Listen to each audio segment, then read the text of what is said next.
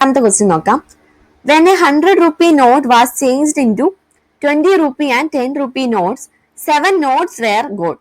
How many of each? ഒരു 100 രൂപ നമ്മൾ ചേഞ്ച് ചെയ്ത് 20 റുപ്പി നോട്ടും 10 റുപ്പി നോട്ടും ആക്കി. മൊത്തം 7 നോട്ടുണ്ട്. അങ്ങനെയാണെങ്കിൽ ഓരോന്നും എത്ര വെച്ചാണെന്ന് ചോദിച്ചേക്കുന്നത്.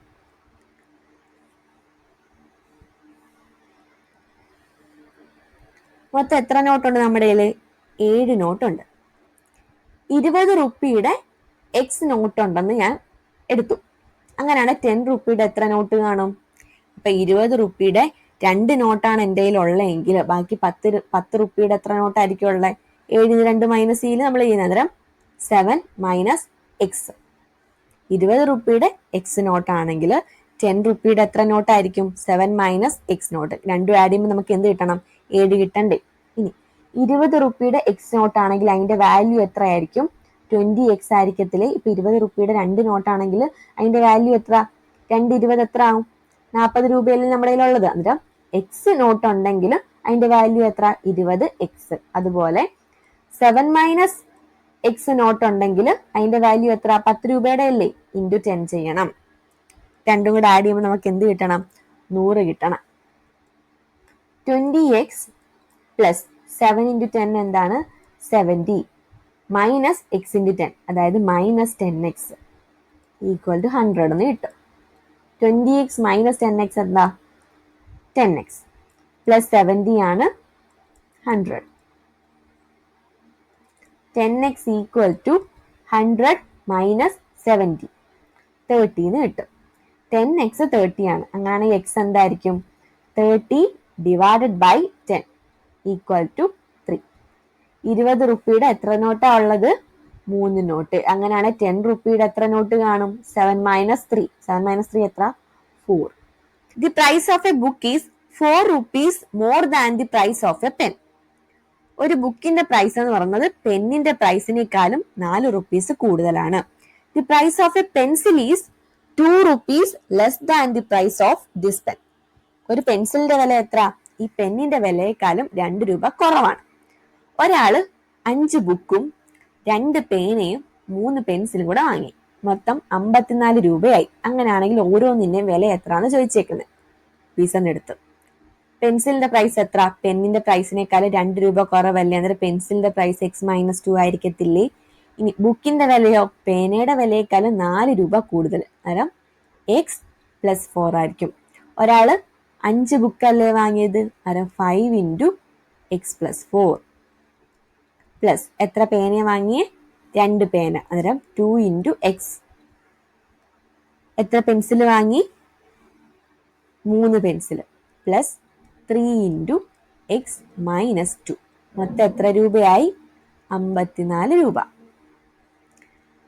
5 into x 5x plus 5 into 4 20 plus 2x plus 3 into x 3x minus 3 into 2 6 equal to 54. എക്സിന്റെ ടേം എല്ലാം നമുക്ക് ആഡ് ചെയ്യാം. 5x plus 2x plus 3x മൊത്തം 10x.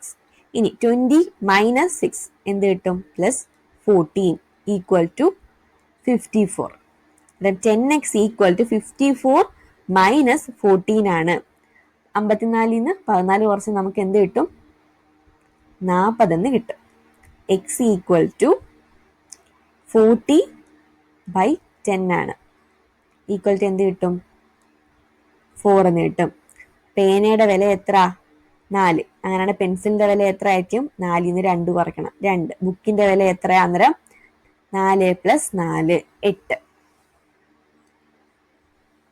നാലാമത്തെ ക്വസ്റ്റ്യൻ നോക്കാം.